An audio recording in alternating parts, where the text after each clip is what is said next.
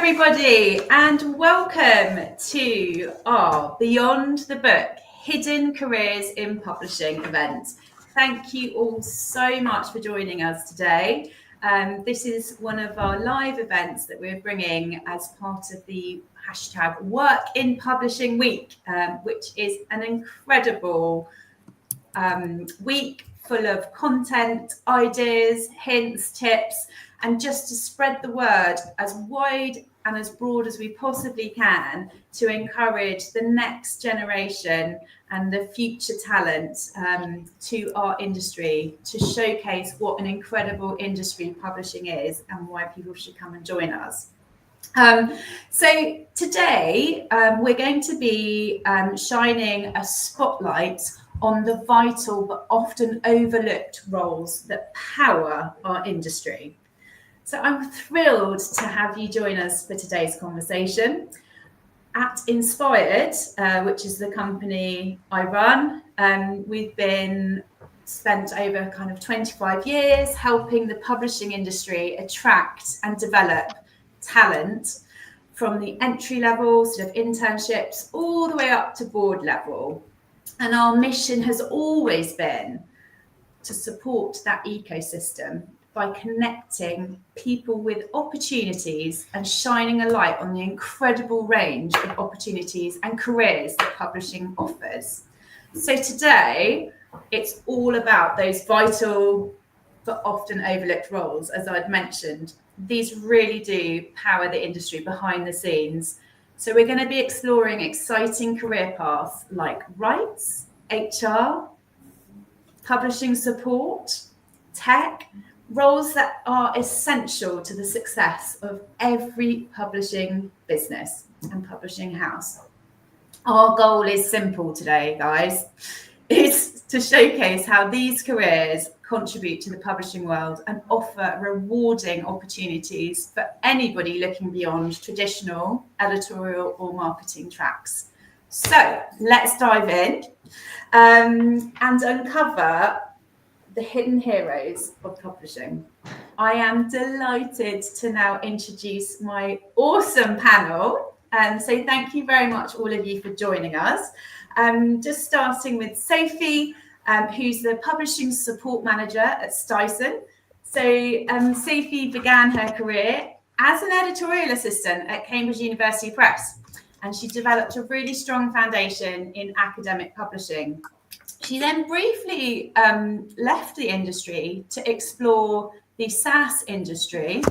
And then a little while after that, she had a light bulb moment where she recognized a really cool opportunity to merge her publishing experience with her experience working with technology.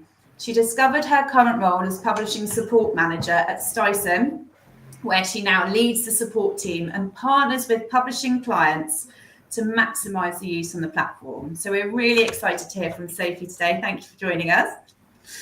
We also have Daniela from HarperCollins, who's currently a rights assistant with them. And Daniela's background, she gained her MA in publishing in 2003 from UCL. And then she got her first job at HarperCollins as an international sales exec, where she was looking after the company's affiliates in Australia, New Zealand, India, South Africa, and Canada.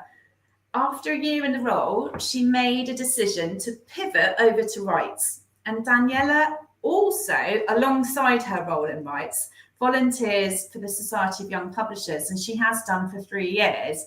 And this year, she's been leading the London committee as co-chair. So thank you very much, Daniela, for coming along today.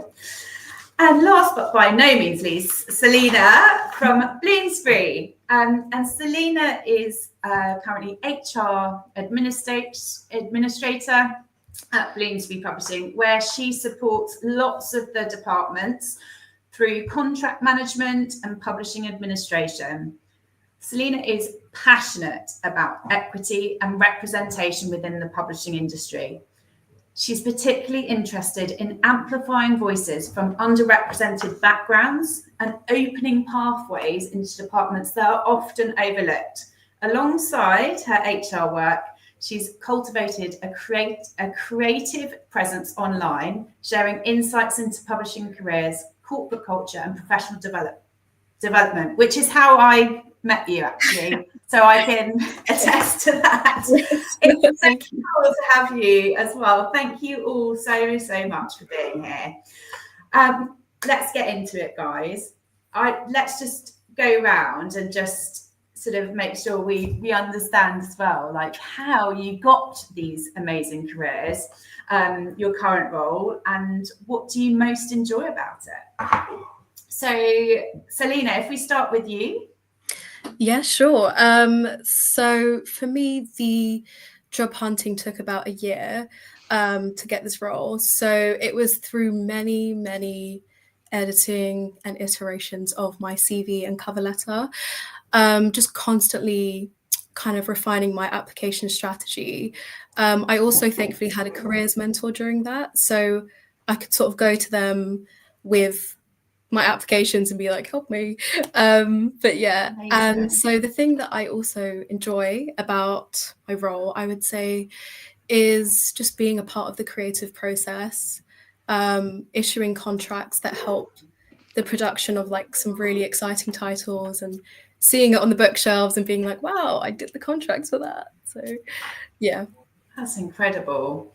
And maybe in some ways we wouldn't assume, like we'd assume that you wouldn't have that impact on the creative process, but it just goes to show that it's a much broader role than people would think. Definitely, yes. And Daniela, can I come to you next with the same question? Yeah, how I got into my current role. So, I did my master's at UCL, and during that time, I was also working as a bookseller. I was volunteering for the SYP. I did an internship at Michael O'Mara Books. And after that, like a month after I finished, I got my first job at HarperCollins as an international sales executive. And, that type of role, the sales role, it really overlaps with rights in the sense of like dealing with international customers, international territories. And after a while of being there, I wanted to just get the chance to work with more markets. So I applied for my current job in rights. And the thing that I enjoy most about it is just seeing what other places in the world like to buy, like are, drawn to, because sometimes being here in the UK, we're in a bit of a bubble and we think, or sometimes we made the mistake of thinking, oh, just other markets must look similar or they must get the same stuff as us, get the same titles, but it's actually, quite different. For instance, middle grade can be a really tricky area in other countries. It actually really thrives here in the UK to the point where we have like sections for it in Waterstones and other bookshops, like, your 9 to 12 section, your 5 to 8 section. But in other places, something like that, it's been really struggling for the last couple of years. And the response we always get is, oh, it's too long. Like it's way too long. It's 300 pages. The kids just don't read all of that. So it's interesting just to see the differences market to market. And for instance, we have some markets that, we sell everything that everything that we have rights in. And we have some markets that, will only buy picture books and that's it. They're not interested in anything else we're selling. We have some markets that will be only interested in Minecraft books that we sell. So it's really interesting to see, what really draws other people to it, because it's not like, we have all these markets just buying every single thing we have. And it's been interesting seeing what they actually like. So varied as well. Yeah. Nice. And Sophie, tell us how you got your job and what you most enjoy about it.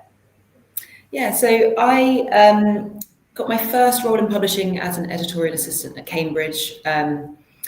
Kind of a similar. Everyone's like saying at home, how? Yeah, I think it was a bit of a long process, and I applied to quite a few jobs at the time, and it was the case of sort of just sticking with it and knowing that was sort of the career area that I wanted to go into, and just sort of having a bit of persistence. I think unfortunately that is sort of the case with publishing, that is required, but also really thinking about what companies I wanted to work for and why. And so I think that helped me to stand out slightly more, and, you know, tailoring my cover letters, tailoring my CV slightly to the companies that I was applying to. And then when I got my role at Cambridge University Press, it was, you know, it was a great time. It was a brilliant team, and it was a really good sort of entryway into the world of publishing, sort of first introduction. But I think what I realised in my time there is that I wanted a role that was slightly more varied than just going down one particular area within publishing. It just sort of suits how I work and how my brain works. And that's why I pivoted across into tech and into SaaS. But I sort of then realised, yeah, no, I still definitely wanted to work in publishing. And fortunately, through Inspired, found my current role at Stison. So we provide publishing management software for publishers. And just as a preface, I'm not a technical person at all. There's definitely roles within the tech industry and tech companies that don't require you to, you know how to code. They're definitely available there. And I think something that I really enjoy about my job is that variety. I think one of the ways that I see that is that we work with, you know, a huge range of different publishers, ranging in size, in content published, you know, where they're based in the world, all those sorts of things, and getting to see that, you know, no two publishers are the same. Every publisher works in a slightly different way. What you might think of as, you know, standard across the industry might be completely different in a different company or completely different in a different country. And being able to work with so many different types of publishers, it keeps things really interesting. So yeah, never a dull day. Super interesting, and so important to know as well that you don't necessarily have to be techie to work for a technical solutions company. So yeah, very important to have the people that can translate from creative to tech, or you know, exactly. Fabulous. Well, we're going to stay with you actually, Sophie, for the next question. But before I do, I did forget to say to our lovely audience that are with us today, if you guys have any questions, please do feel free to ask them. There is a comments box, so just pop them in there and we will try and get through as many as we can. But yeah, if you've got a burning question to ask the panel today, do send them over and we'll come to them as we can. So, Sophie, could you share a little bit more about the companies that operate on the peripheral of publishing and how they collaborate with publishers? Yeah, of course. So I think when you're first looking at the industry, and if you haven't worked in it yet, I think you often think about maybe a publishing house or you know, a bookshop, so being a bookseller or working for a publisher. But the sort of process of getting an idea of a book into the sort of hands of a reader, so creating that book, is quite a long process, and it involves quite a few different companies, organizations, actors, sort of within that supply chain. So if you think about it, you've got the publishing house, who obviously create the books. You've got the software providers that help them with managing that process, whether that's managing their workflows, managing the information about the products that they have. You have printers, obviously very important for print books. You have distributors, so that's getting the book from the printer to the customer. You have retailers, you have e-commerce providers that help people to sell their books online. What else? I'm sure I'm missing a few more, but you know, there's all these sorts of organizations that in some way will work at some point in that supply chain to sort of get the book to the reader. So I think if you're looking at what roles are available in publishing, I think thinking a bit more expansively about all the different people that get involved at the different stages could help you to spot some roles. Yeah, I think that's about it. Yeah, no, super interesting, and I think that's just the being able to visualize, like, it's not just the words, or it's beyond the book, right? It's not just about the book is created, but it's how it gets to the reader. So that whole journey, and that's so unknown about. So we've already shone a light on that. Thank you, Sophie. Daniela, I'm going to come to you now. Can you just talk us through like the key difference between international sales, where you started, and rights, so that we can understand the difference and those roles? Yeah, sure.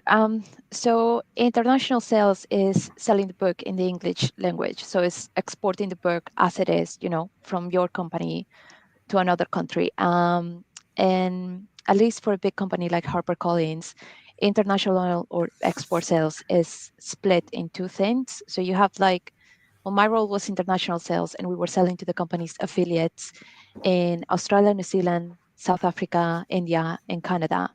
So we were selling to, HarperCollins Australia, HarperCollins New Zealand, HarperCollins India, because them being our affiliates doesn't mean that they automatically just take our books. We still have to sell it to them. And with a company of this size, you have that part of it, like that is exclusively focused on the company's affiliates in other English-speaking countries. And then you have another side of it that sells the books in the English language to the rest of the world. So whenever you see like books in the English language, all over Europe, that's international sales that does that.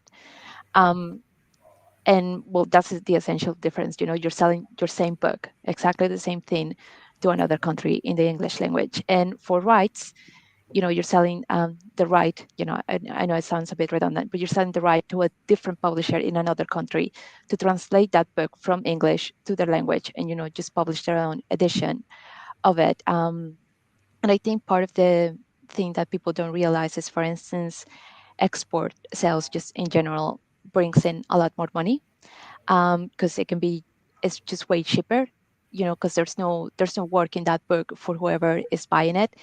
You just export it as it is to another country, and it's usually, there's no publisher working on it. It just goes into a retailer or something like that. It can go into a bookshop, it can go into a supermarket, it can go into a big chain. But there's no working translation, there's no work into marketing. It goes straight away. So it brings in more money, and it kind of competes with rights, because there's a labor into making that book into another language that needs to be like kind of earned back. So it brings a little bit less.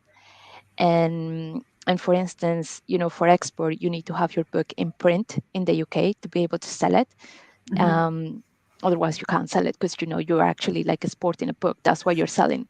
But for rights, you're selling a right. So the book can have gone out of print like 40 years ago, and as long as you still retain the rights, you can still sell that, because you don't need the physical copies to be available in your country to do it. And I think another key difference is that, for instance, something that is selling a lot in export is YA, fantasy, the adult titles.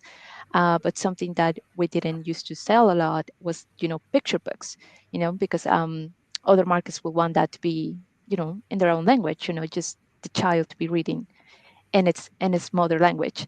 So that's something we do more of. And just for instance, export covers a lot of markets, and so does rights. But for rights, sometimes the advances can be just very, very low. It depends on the market what they're able to pay.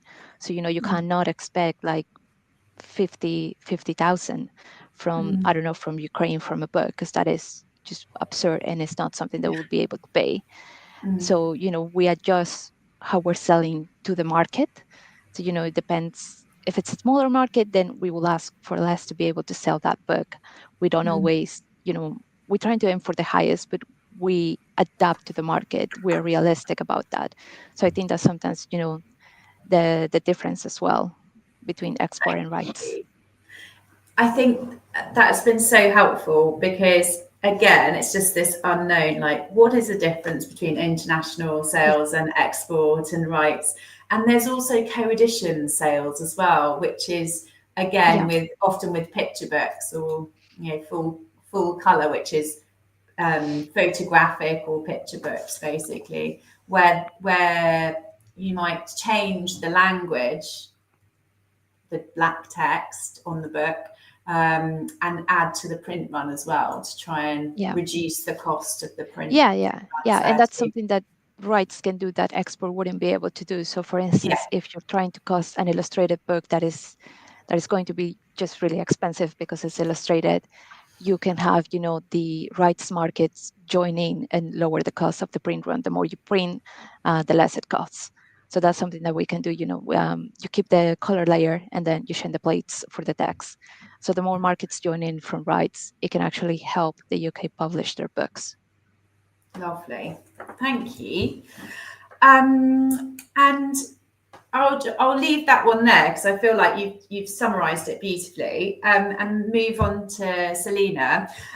So you uncovered some of this in your initial answer to that first question, but what kind of light can you shine on an HR department typically? What do they do in publishing, and what qualities make someone well suited for a role in HR? I think we were chatting just before the session about lots of assumptions being made about taking a role in HR. Yeah, definitely. A good way to look at it is HR takes care of humans. So everything to do with humans. So, from recruiting to onboarding to training, I think to payroll as well, and then to making sure we are legally compliant as a company. So there's quite a big range. I work in the freelancer section of HR. So that includes engaging freelancers, issuing the contracts for the work they're doing for book titles. So there's quite a big range. And so was it the qualities that are valued in HR? Yeah. What qualities do you think maybe Bloomsbury saw in you that made you well suited for that role? Or what if somebody's watching today and they, just to kind of say, if you're passionate about this or you've got skills here, like those qualities would be well suited to the role in HR. So I definitely think number one is administration.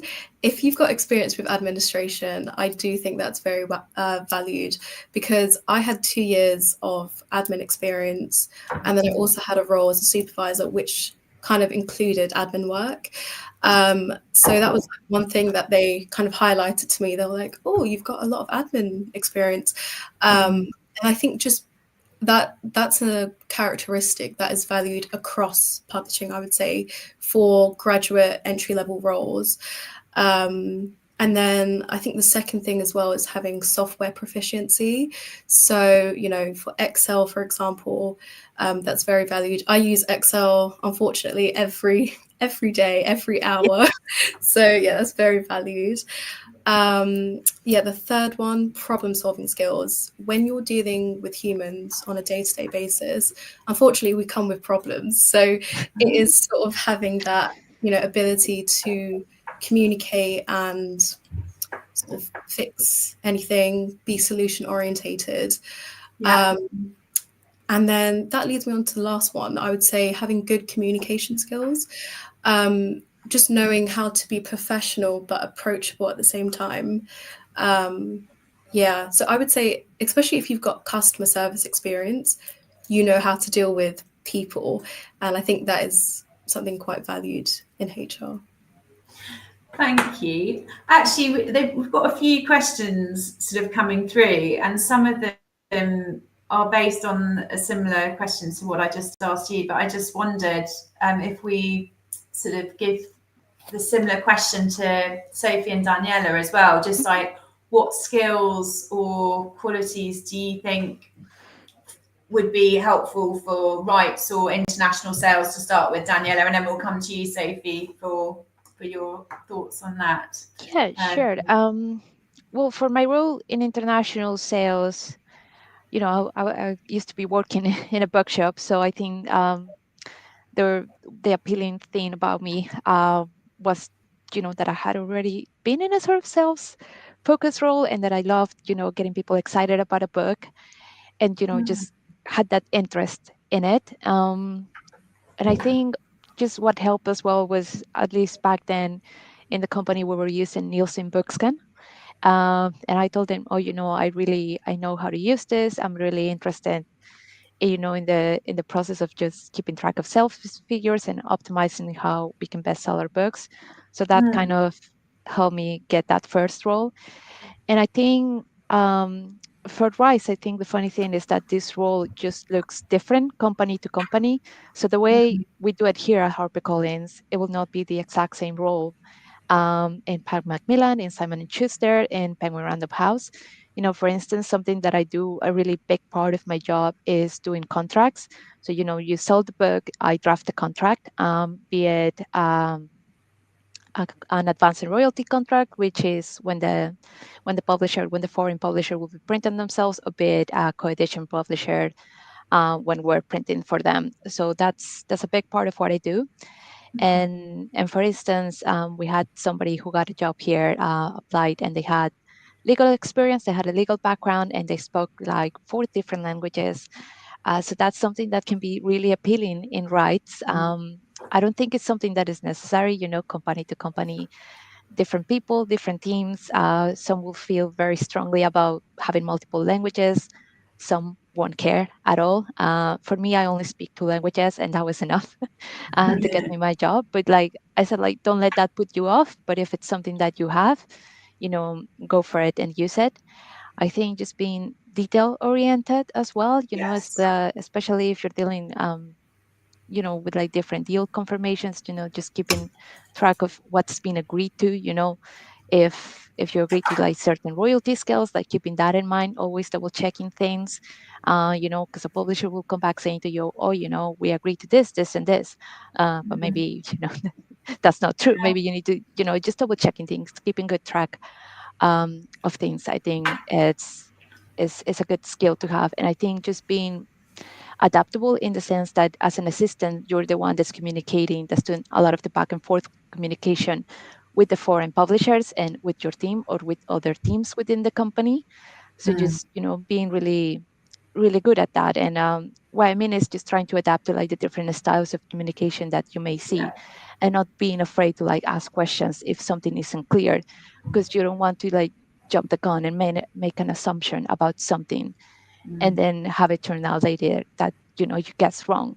So, you know, for instance, some countries are really formal in the way that they communicate with you. So, you know, when I see that, I mirror it. Like, you know, I will communicate the same way. I will not try to like get all casual and and friendly with you if that's not the way that you want to conduct business with us. Business. And if somebody is more direct, I will also adapt to it. You know, the US tends to be, you know, more from. They're like, you know, where are you going to have that It's really ready by? helpful. And just just recognizing that is sometimes like the style of communication varies country to country, and not getting, you know, put off by it or scared by it or offended by it. Like it's somebody's being like more direct with you, just understanding that, you know, that's just the culture over there, that's how they communicate with you. And, you So know, and not being being like, agile, adaptive, yeah, and exactly. curious. Yeah, absolutely. And, you know, you deal with so many markets, and many of them will refer to the things that you deal with differently with different terms. So if you don't understand something, like, don't think that it will make you, I don't know, look stupid, just Yeah. to put it bluntly. Don't think that it will make you look stupid just to ask for clarification, because it's better to know for sure than to just be Yeah. worrying if you didn't get it right. So if you're not understanding something, just not being afraid to go back to a customer being like, I'm so sorry, I just want to make sure that I got this Yeah. right. Do you mean this or do you mean 100%. that? Because I think some And people I are think afraid to ask, oh, you internally know, as like when I well, think, right? yeah, like I think when it's your first job, sometimes you have the pressure of feeling like, oh, you know, I don't want them to think that I don't know what I'm doing or something like that. You know, that was a real concern for me when I was in international sales. I really struggled with that. I was thinking, you know, whenever I didn't know something that just seems so obvious to another team, I was sometimes a bit afraid of just going back and asking, can you please explain that to me? Like, I really don't know what Yeah, you're talking about. I sure. think it's good to let go of that fear. Like nobody's going to judge you Yeah. harshly for asking a question. I think always Thank better to you. ask. Always better to have things very clear when you're communicating with a customer. Yeah. That's my big advice. Thank you, Daniela. Thank you. Sophie, just briefly, what do you think the qualities or kind of experience people could bring in to Stison or other companies like that? What would you kind of look for? Yeah, I think it's a combination of everything that Salena and Daniela have said. They've made some good points. I think the sort of ability to be quite proactive and adapt to certain situations, I think, is really helpful. I think touching on what Daniela said, you're never going to know everything. Certainly not when you first start, and definitely not a few years down the line either. Publishing is an evolving industry. Publishers all work differently. There's new things sort of coming around the corner constantly, new concepts that you need to learn. So having that sort of ability to go out and find information for yourself. Yes, obviously ask your colleagues if you can't find the information, but having that sort of natural interest where you see something and you think, oh, actually, I'd quite like to explore that further, maybe learn more about that, see if it impacts, a publishing house you're working for or whatever company you're working for. So I think that sort of proactiveness is really helpful. And I think, again, communication, I know it's said quite a lot, but it is really important. I think being able to demonstrate that you are a clear communicator, and a clear communicator in different contexts, and communicating with different types of people is really, really useful. So as Salena said, having sort of any kind of work experience that shows that you can deal with people in different contexts, I think is really, really helpful. Thank you so much. That's a brilliant answer, all three of you. Thank you.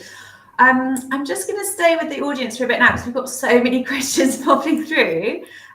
One from Christine Melvin. Thank you. Hi. Do different types of publishers look for anything specific when hiring beyond the skills needed for the roles themselves? So a little bit of an extension of what we've just discussed there. So do fiction, non-fiction, children's or academic publishers, for example, want to see anything related to those areas in applications? I think we've got a similar question as well, like from Nafisa Hussain. What sort of experience would you recommend to get into publishing beside publishing itself? But I think some of you guys touched on, Salena, you spoke about how you had experience before coming in to your role that I assume wasn't in publishing. So maybe. Yeah. So if you don't have like direct publishing experience, there's always transferable skills. So I had 2 years experience as an admin, but that was for a family kind of run company. So it was and that was in retail. All of my experiences have been in retail, apart from, I did have a copywriting job for a fashion company. That was also something I gained very early this year. But as you can see, nothing was in publishing, but it's what you gained from those experiences. So perfect. You've hit upon that key point, which is transferable skills, and don't hold your career off I would say to wait to get a role in publishing. Go and work in another sector or industry to gain some skills and then come back, or don't give up. That persistence, I think, Sophie, you were talking about, being persistent in the applications, but it's important to still be developing career-wise. Definitely. I also think it doesn't have to be professional roles. So I also gained 2 years experience as a voluntary editor for a independent magazine.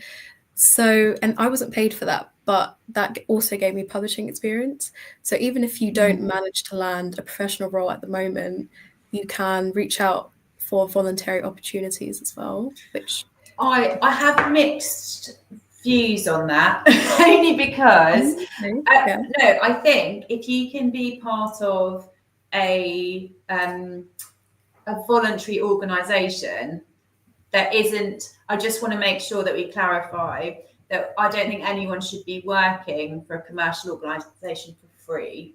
Oh no, definitely not. Yeah. Just to be really clear. Yeah, sorry. we had that. We've tried to stamp it out. Oh, sorry, guys. No. You know what I mean? I do. I just wanted to be clear to the audience and anyone else watching, that make sure that you're not being taken advantage of, as well. But no, good point. Like student newspapers, student magazines, there are also organisations in publishing, like the SYP, for example, which are all voluntary. They're not profit making. Nobody gets paid there, that kind of thing, where it can really help give you that exposure to the industry and more opportunities to kind of move in. So it's a really good point you've made there. And anyone else want to chip in on this question before I move on? I think, you know, what I said about like certain roles will look for certain experience, and if you have that, then, you know, take advantage of it. But I think, you know, not everybody will get the chance to, you know, get a legal experience so that you eventually can end up working in rights and publishing, because that's a bit of a just a fortunate like coincidence that this person had. But I feel like take advantage of anything that may come your way. You know, everything can be, you know, it might help you. Like for instance, I volunteered for the SYP for 3 years, and that has really helped me like just learn about the industry. Like I've met so many people in so many different companies in so many different roles. So something like that can also, you know, boost your experience. You know, just take advantage of the opportunities that you see. Don't turn anything down without, you know, having a thorough look and seeing if it might be for you. It might help you you build your skills, know people. Many of the committee members that we have this year, you know, they started in the committee without a job and now they have a job. So it does help. Something like this, it might not be that somebody in the committee will get you a job, but it might be that just by being in it and developing your skills and talking to people and getting advice, that will help you get a job. So that's what I have to add. Perfect. I'm going to just move on to this next question because I think it is a good one from Jason. Do you have any advice for those who have experience in the industry but are having a hard time landing a full-time role? Sophie, if I could come to you, what would be your top tip? I think if you have experience in the industry, you obviously have a slight natural advantage. I think doubling down on sort of what you learned in your roles to date, or the roles that you might currently be doing, not full time, and really trying to pull out of that experience key things that you can talk about in applications and interviews. So, you know, I think one of the things that helped me when I was applying for roles was thinking about experiences I'd had, problems I'd tackled, you know, topics that I'd learned about in previous roles, and thinking about how they might be interesting to the people that the companies that you're applying for positions with. So I think if you have experience already in the industry, really trying to sort of flesh that out and make that into sort of almost anecdotes that you can pull up, things that you can talk about, ways that you can show that not only do you have experience in the industry, but whilst you had that experience, you really made the most of that opportunity, learned as much as you could, and also maybe using that experience and thinking, what could I highlight as things that I want to continue to develop? So, you know, I had this role and it was great, but I kind of want a bit more exposure to X, Y, Z, and using that for your job applications. So I think that would probably be my best advice of how to use that experience. That's a brilliant answer. Thank you. Hopefully that helps as well. And I think just taking a lot of what you guys have said earlier, just be persistent and resilient. And something that we haven't necessarily mentioned is the networking side of things. So in a roundabout way we have, but just to kind of make sure you're building that network person by person in a really authentic way is what makes a difference. And like you were saying, Daniela, with the SYP as well, like, you know, just being remembered as somebody that somebody wants to work with is like super powerful. And just as the industry is tiny. Like for instance, we at the SYP, we also like give references of the work that you did, and somebody who was trying to apply for I think social media roles that use us as a reference. So it's not like something that just, I don't know, exists in a vacuum that you won't be able to use in a concrete way, but like you can definitely use it. You know, we supported it was me doing the reference, but like I supported that application and just told them, she's really fantastic. You should absolutely hire her. So yeah, it's something that can definitely help. Definitely. I think I'd actually asked you guys what advice you'd give to someone also hoping to break into the industry before. But Salena, did you have anything else you would suggest on that question? Actually, my answer also ties in with the question you were also going to ask next. What you were saying about resilience is so true. You can have, the best CV, the best, employment history, but applying for jobs, especially in this job market this year, it's a job in itself. So you have to be prepared to invest a lot of time, a lot of effort. And you have to, as well as being resilient, you have to be reflective. So your strategy should always be improving. It shouldn't be staying the same, because if you're getting rejections, you should be looking at it and going, it's not right here. Maybe I need to refine this. Maybe after I submit an application, I should reach out to whoever on LinkedIn, for example. So yeah, I think that would be my advice. Oh, I couldn't agree more. Because if you're using the same approach over and over again, you're just getting rejected every time. Yeah. Like, just experiment, change the approach. Because we have a rule that, like, generally, if you're not getting interviews, there's something wrong with the covering letter or the CV. Yeah. And you're applying to the publishing industry, and they're properly reading those applications. So it could be typo, grammatical, and the first thing you put on your CV is you've got great attention to detail, and it's like, oh, it's so hard. But that is just what you're dealing with. So, like, get friends to look at it as well, because you can go a bit application blind, can't you? Yeah, definitely. I'll ask one last question to you all. What do you think? What skills are currently most in demand among publishers and publishing solutions providers? And so, if we know that, we can maybe have a bit of a strategy to go and build up on those skills, so we're irresistible to the industry. Who should I come to first? Sophie, let me come to you first. I think one thing that's sort of really important is an ability to balance, like multiple priorities. So the ability to work to competing deadlines, to have, a busy inbox, working with lots of people. I think that it always feels like it's a busy time in publishing, but there's lots going on and there might be new developments happening. And I think that being able to show that you are able to take on a relatively large workload and prioritize effectively, I think will always be important, will always be incredibly useful. And I think having gone through a hiring process recently at our own company, people that could show work experience that does not have to be publishing related, but that just showed that, look, I had these competing priorities and I decided I was going to do this based on what was most important to the company, was really, really useful. And at the end of the day, if you're applying to work with a team, that team knows that it's going to get busy at some point, and they just want to know that they'll be able to rely on you and that you'll communicate properly with them and you'll, get what needs to be done. So I think that's a really, really useful skill.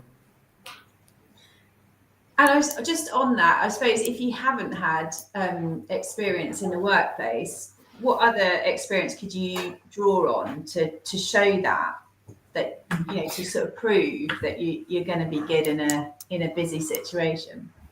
Well, I think anything really. I think if you've been to university, if you have experience of competing priorities whilst you're at university, it can be in your personal life. So if you have any sort of hobbies that you are involved in, where you can pull examples out of that and sort of demonstrate interest. I think don't just think about it as I haven't had a full-time job yet, so therefore I don't have any experience I can pull examples from. It's actually quite refreshing when you're interviewing somebody and they pull an example from quite an unexpected area. It's a hobby they do, or it's something they've done with their friends, or it's planning some big event for a friend or a family member or whatever. It's interesting. It shows that they're sort of thinking properly about how their skills have developed over their life, and you're more likely to remember them as well. So yeah, don't just think that it has to come from a job. Perfect. Thank you, Sophie. Salena, let me come to you next. What are your, I'll say one or two top tips? Oh, sorry, not top tips. Sorry, I've lost the plot. Hold on a minute. Sorry. Yes. Let me start again. What am I asking? What is the question? The question is the skills currently most in demand amongst publishers. My So, I mean, obviously, you guys know number one for me is administration, I would say. But I actually did research before about what recruiters are most looking for. So it's these 4 key competencies. So number one is teamwork, which is so true, because they want to know, especially in the interview, they want to know if you can work in a team, if you can work with them on a daily basis. Number 2 is communication. Communication basically runs everything, if you think about it. And number 3, problem solving. And number 4, adaptability, which I think we spoke about before. Being able to adapt to day-to-day things always change. Yeah, that's what I would say. I think they are absolutely brilliant. Fabulous. Thank you. That's all right. Daniela, would you like to add anything to that list? Yeah, sure. I think, for assistant level jobs, they're always kind of looking for the same like core skills like Salena mentioned. And always like, at least in many interview processes that I've done, you can always see the same type of question, like with the start setup, what was the situation like, we want you to have communication skills. So tell me a situation where you used your communication skills, or what did you do? What was the result? Yes. Or if they're asking you about, problem solving, same thing, they'll ask it of you like in that same way, like structure like that. And I've had like more than one company like interview like be conducted kind of in the same way. And I feel like any experience can kind of fit into that if you structure it in the right way. Like it doesn't necessarily have to be a publishing experience, but for instance, I don't know, problem solving, if you've done customer service, that's something that you can definitely adapt to that sort of setup, and that it can definitely be applied to a publishing job even if it doesn't come from like a publishing background. Because at the end of the day, like all of these assistance jobs that kind of require that same kind of core skills.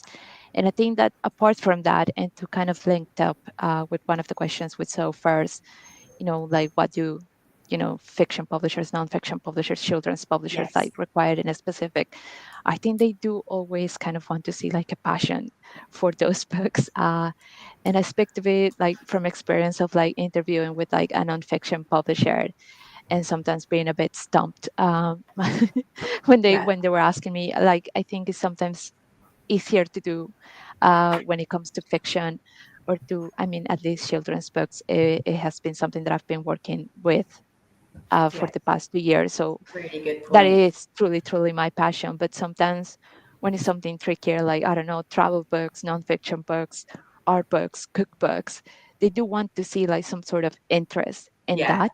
And I think it's important to put that into your cover letter and into your interview. Like, obviously they are also aware that sometimes it's not, people's dream come true to like work for a nonfiction publisher that specializes in publishing books about, I don't know, war planes or something like that. So just try to really think about that and not just leave it like up to chance, because, they want to see somebody that will be invested. Yeah, thank you, Daniela. That is such a good point.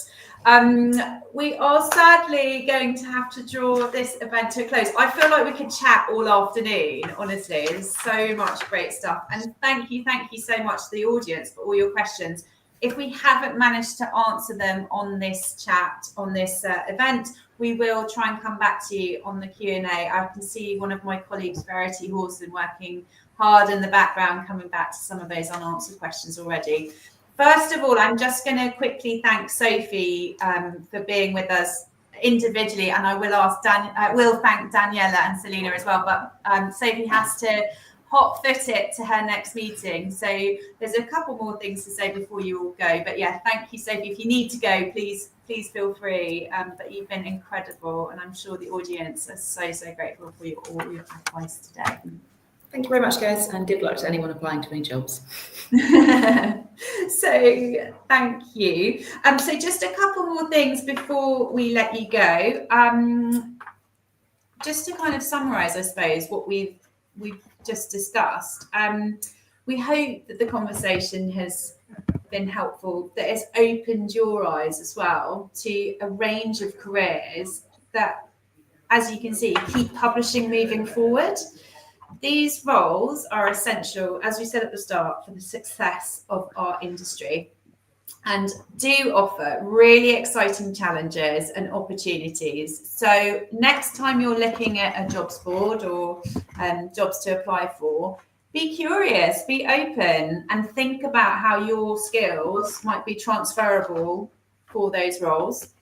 So a big thank you to our panelists.